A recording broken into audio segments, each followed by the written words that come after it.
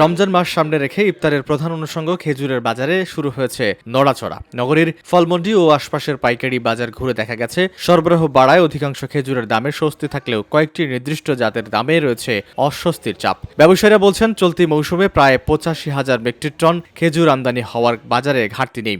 ফলে সাধারণ মানের খেজুরের দাম গত বছরের তুলনায় কম বা কাছাকাছি রয়েছে। তবে ইরাক থেকে আমদানি করা দাবাস, জাহেদি এবং বস্তাবন্দি খেজুরের কেজিতে দাম বেড়েছে 55 থেকে 70 টাকা পর্যন্ত।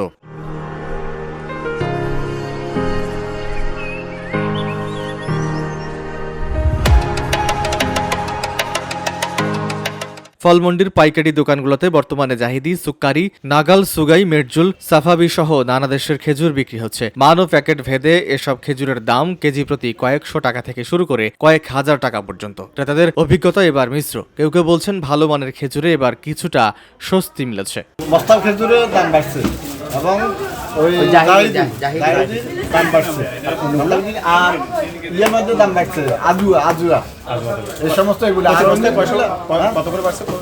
এইগুলোর মাধ্যমে প্রায় 200 টাকা বাড়ি গেছে আর এইগুলোর মাধ্যমে মোটামুটি আগের চেয়ে একটু সীমিত আছে। মোটামুটি এখন আল্লাহর রহমতে ভালো চলে বুঝছেন না, কিন্তু আরা ওই মাঝে 2-4 দিন একখানা বন্ধ টন্ধ হারানো আর একখানা জামদার আছে।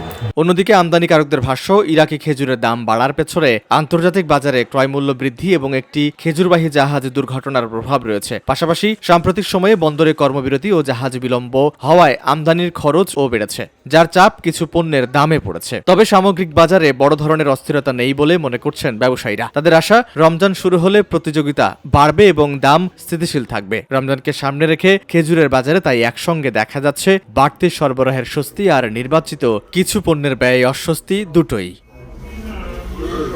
VOD Bangla news desk.